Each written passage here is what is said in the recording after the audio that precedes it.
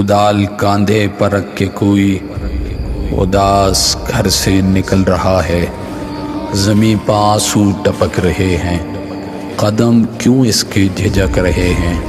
یہ کون مزدور ہے جو اتنی اندھیری شب میں گلی پہ آہٹ کے پاؤں رکھ کر بڑی اذیت سے چل رہا ہے، خود اپنی آہیں نگل رہا ہے اور اس کا سایہ اسی کے اپنے وجود میں ہی چھپا ہوا ہے، نہ گھٹ رہا ہے نہ بڑھ رہا ہے۔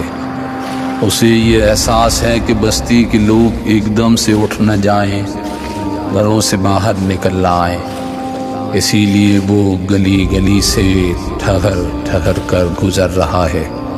یہ جانے والا رکا اچانک کسی لحد پر، کدال تربت سے دور رکھ کر بڑھا ادب سے لحد کی جانب، اور اس پہ اشکوں کے پھول رکھ کر پھرا ہے الٹے قدم وہاں سے۔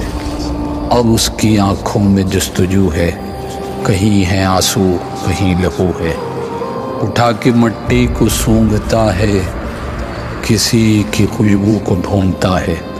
کوئی خزانہ چھپانے والا ہے یہ زمین میں، اسی کی خاطر تلاش کرتا ہے کوئی گوشہ جہاں پہ بستی کے رہزنوں کی نظر نہ پہنچے۔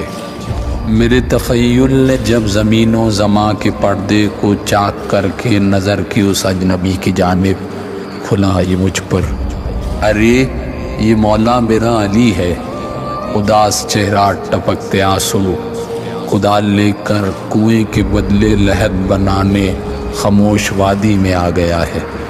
یہ قبر زہرا بنائے گا، نبی سے وعدہ نبھائے گا، مگر محمد کی ایک بیٹی جناب زہرا اٹھی جہاں سے تو پھر علی نے جگہ جگہ پر نشان تربت بنائے کیوں ہیں؟ مدینے والوں سے پوچھو جا کر، مدینے والوں سے پوچھو جا کر۔